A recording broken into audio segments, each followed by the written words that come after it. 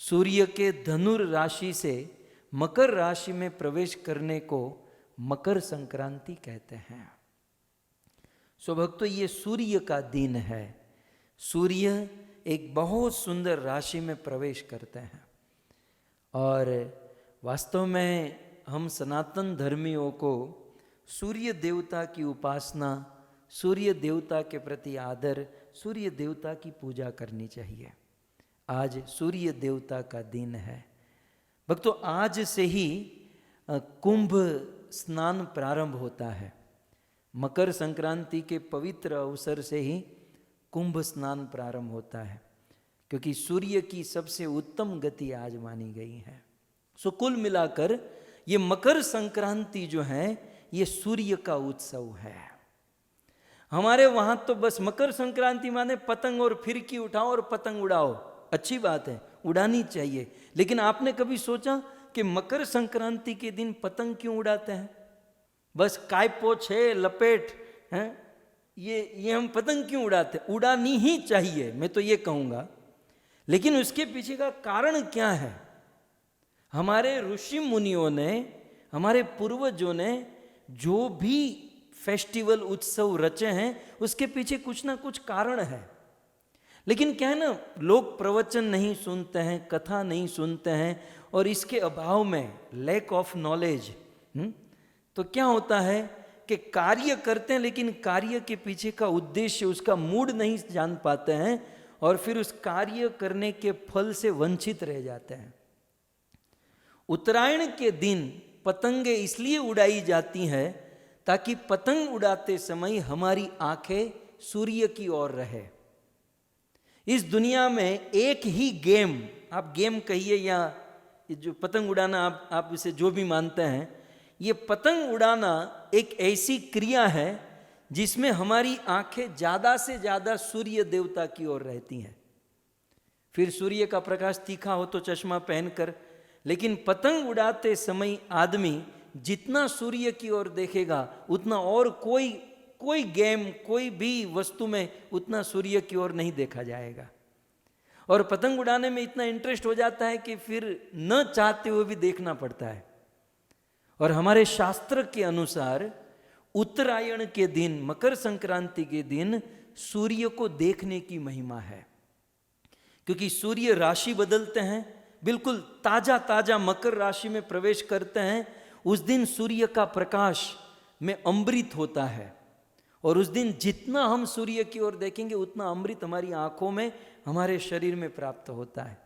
और इसलिए हमारे पूर्वजों ने उत्तरायण के दिन पतंग उड़ाने की, हमारे पूर्वजों ने तो पतंग उड़ाने की विधि बनाई थी, लेकिन हमने अब पतंग काटने की विधि बना दी। वो उड़ाने तक ठीक है, लेकिन हमारा क्या है ना, हम काटते हैं। उड़ाने से ज़्यादा काटने के ऊपर कंसंट्रेशन करते हैं। और हम कैसी पतंग को काटना चाहते हैं जानते हैं? जिसने बहुत ढील दे रखी है, मतलब जिसकी पतंग बहुत ऊपर उड़ रही है ना, उसको काटने में ज़्यादा आनंद आता है।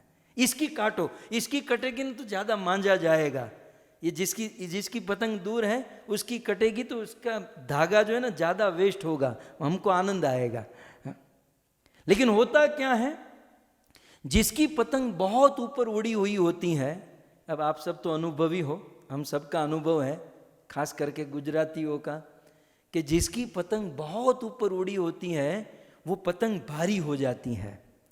वो पतंग का, वो धागे का वेट बढ़ जाता है और फिर उसे काटने के लिए वो 25 पैसे के फुद्दी सर सर सर करके आते ना, कुछ ऐसे भी होती है, शेड़ा ही निकालती है सर सर सर सर। फिर वो आती है उसको काटने के लिए, वो सोचती है कि मैं इसको काट दूंगी, लेकिन वो तो राजा की तरह राज कर रहा है आप आसमान में, उसका वजन बढ़ चुका है, धागा कड़क हो चुका है।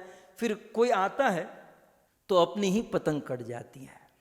पतंग से पतंग काटने वाले को भी मैं धन्यवाद दूंगा, लेकिन कुछ लोग तो पतंग से पतंग काटे, ये भी विरुद्धाभास तो है, लेकिन फिर भी चलो ठीक है कि भाई शान से एक दूसरे काट रहे हैं।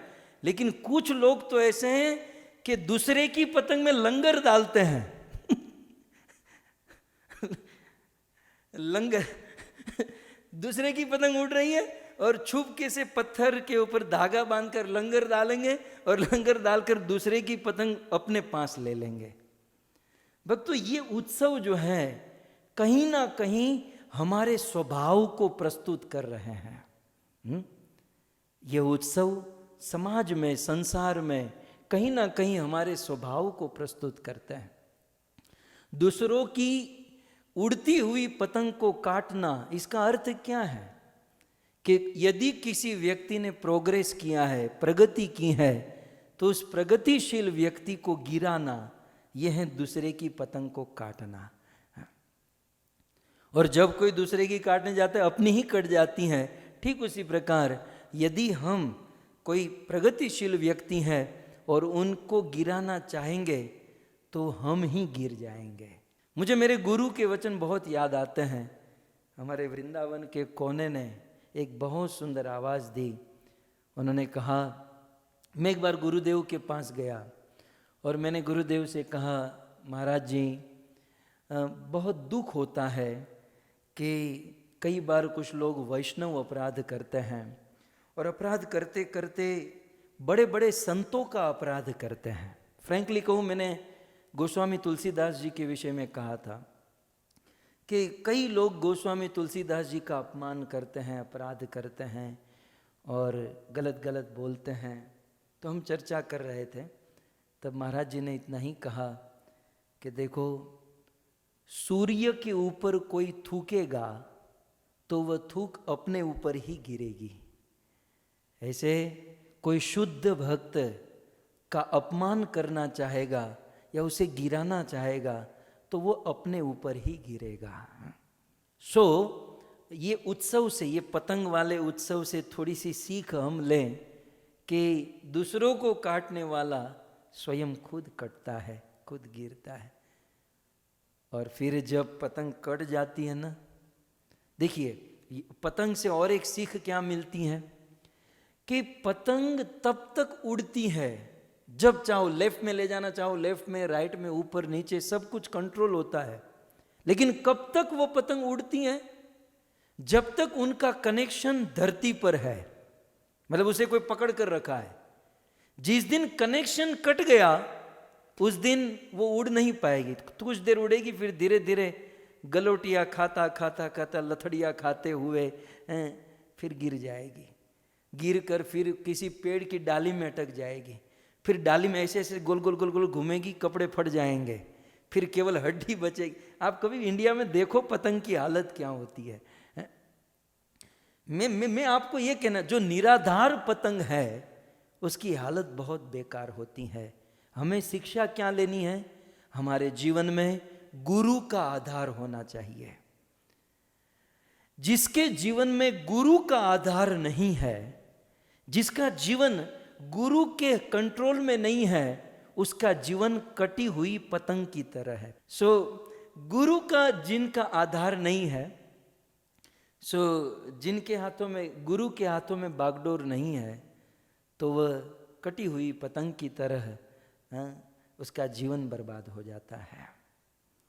और काटने वालों की तो बात दूर रही, लंगर डालने वालों का तो कुछ हो ही नहीं सकता। दूसरों की पतंग में लंगर डालकर उसे खींचते हैं, गिराते हैं। ये तो समाज में बहुत बड़ा उत्पात मचा रहे हैं और वो इस जीवन में भी सुखी नहीं हो सकते, अगले जीवन में भी सुखी नहीं हो सकते। कुल मिलाकर मकर संक्रांति पावन पर्व है, पतंग उड़ानी चाहिए, पक्षियों का ध्यान रखना चाहिए, पतंग उड़ाए, सूर्य को देखें और पतंग उड़ाते हुए लड्डू खाना मत भूले। तिल के लड्डू, ममरा के लड्डू, फिर दाड़िया के लड्डू, ये सब लड्डू खाने की महिमा है।